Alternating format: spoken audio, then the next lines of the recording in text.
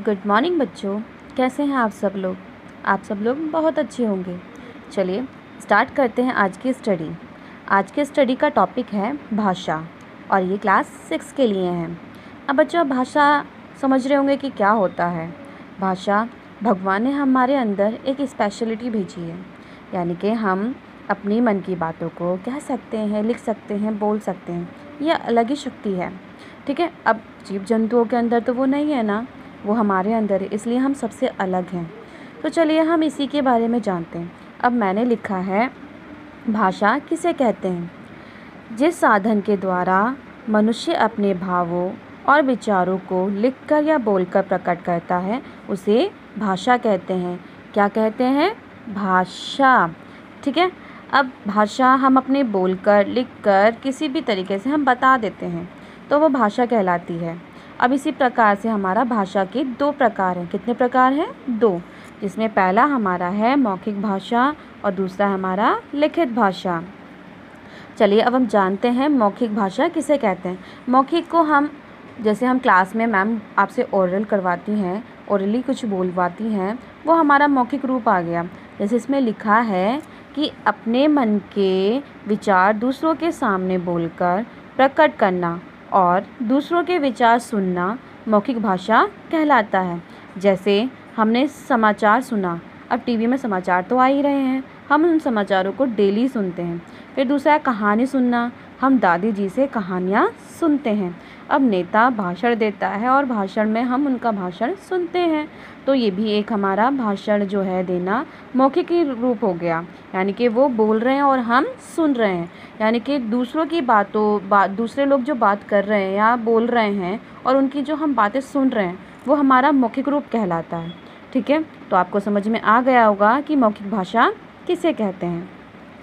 अब सेकंड है हमारा लिखित भाषा।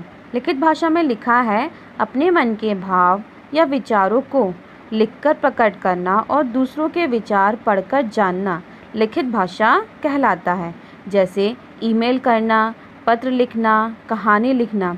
अब हमने मौखिक भाषा जाना।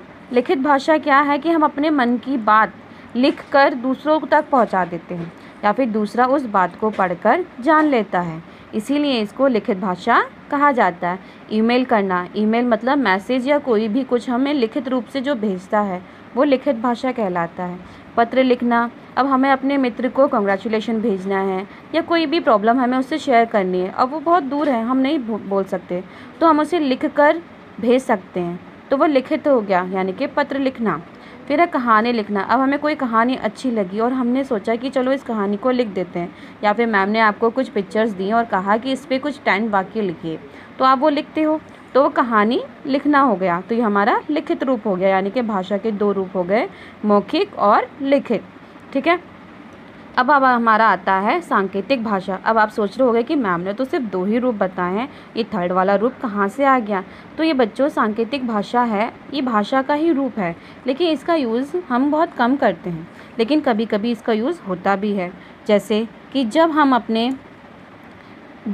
अपने मन के विचार या भाव संकेतों द्वारा दूसरों तक पहुंचाते हैं, तो ये भाषा का सांकेतिक रूप कहलाता है। जैसे ट्रैफिक पुलिस है, अब उस टाइम पे ट्रैफिक पुलिस संकेत करती है कि भाई इधर जाओ या उधर जाओ, वो यातायात के नियमों को समझाती है, तो वो एक इशारा ही कर रही है, ठीक है, वो संकेत कर रही है।